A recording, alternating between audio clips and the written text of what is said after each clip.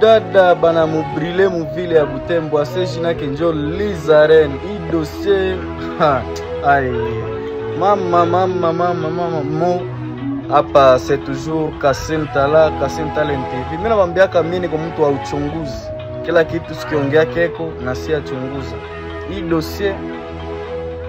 dossier yenye isha kartone sana muvile ya Butembo, ina kartone sana muvile ya Beni.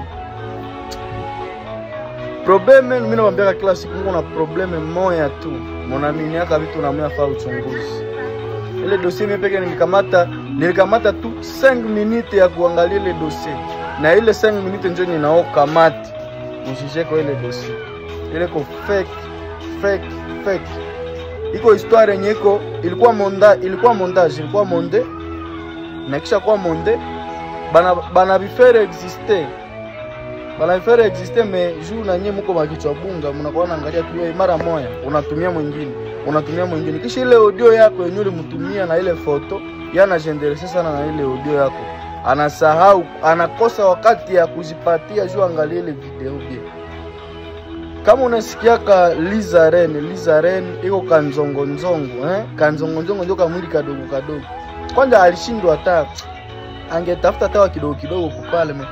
Unajua kudunia watu wanafanana naka hata tunafanana na difference na kwa na iko hauzi nifanana uko na vindevu tu ya sasa yangu.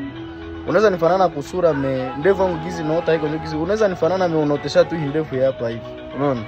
Problem ni tushapenda vitu vya kuharibishiana kushinda vitu vya kutengenezeana. Ile dossier gizi mimi verify iko fake histoire. Huyu dada ananenepa kushinda Lizaren ni mwembamba. Unasikia?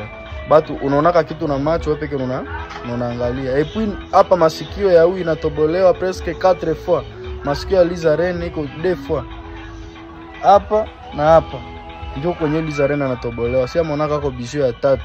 Mais ule anatobolewa 4 fois. Et puis matatuage sijui kama na pale saa moja hatozingilia kwa sana. Mais selo mwili na hii mwili vinapishana sana. Mtu anakuwa anapambana juu ya kupeleka success yake mbele.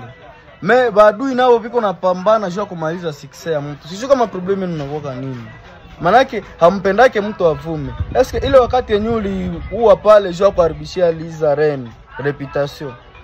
Ungeu ile wakati juu ya kucreate content zako unazitia ku content yako ya TikTok, ya Facebook, ya YouTube. Ungekuwa uko unajiongezea kuliko eske uko unamuongezea hata pale uko unamshushi.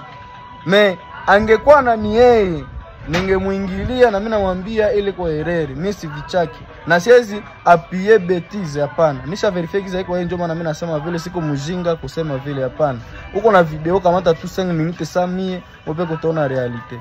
Angalia utiku mwisho wewe kutavumbua. Mimi yangu ile judgment yangu ile Kassim Tala.